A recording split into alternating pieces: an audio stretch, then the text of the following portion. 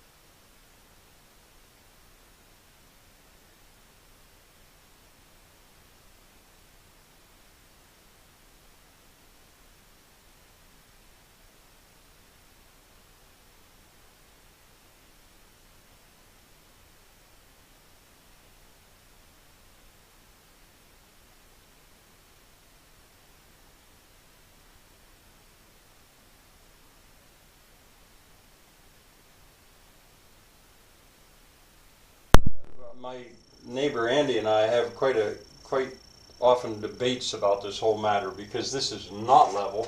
It's swampy here. It's wet. It's a very difficult place. Normally, you'd think to impossible place really to build something in standard way.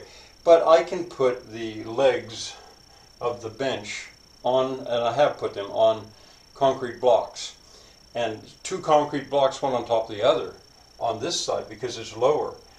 And in the process, I did establish level, so that is level.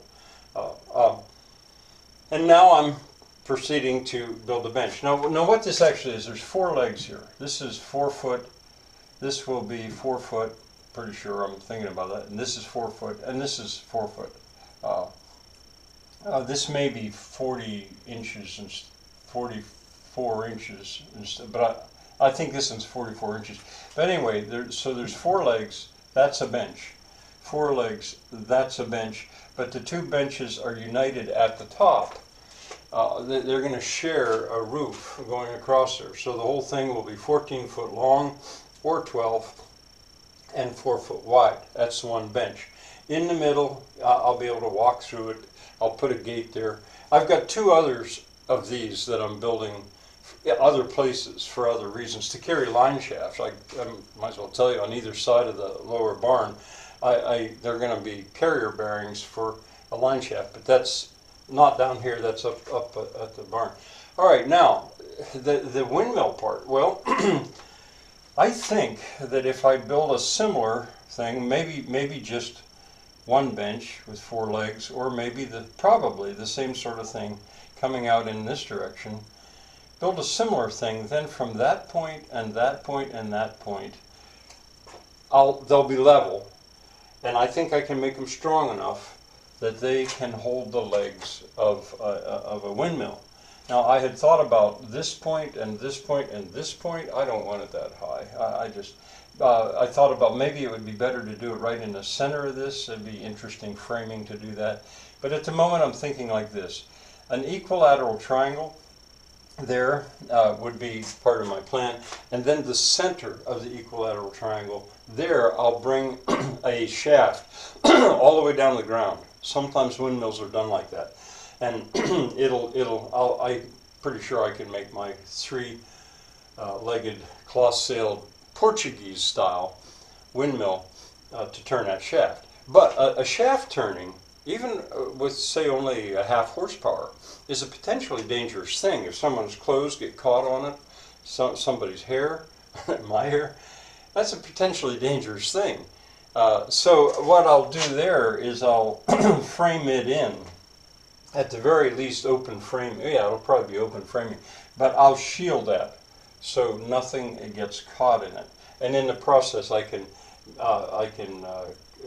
give 1 or 2 additional bearing spots before I go up. Now, 3-legged, that's the minimum. For a 3-legged stool is stable. A 4-legged stool is not, unless the floor is perfectly flat. So there's something to be said for 3 legs. Tripods are tripods for a good reason. But they also, it doesn't take too much. This would not take too much to tip it over that way or this way or this way.